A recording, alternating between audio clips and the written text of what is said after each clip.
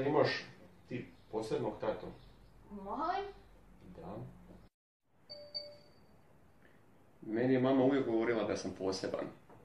Okej, pa i meni je. Pokazat ću ti. Okej.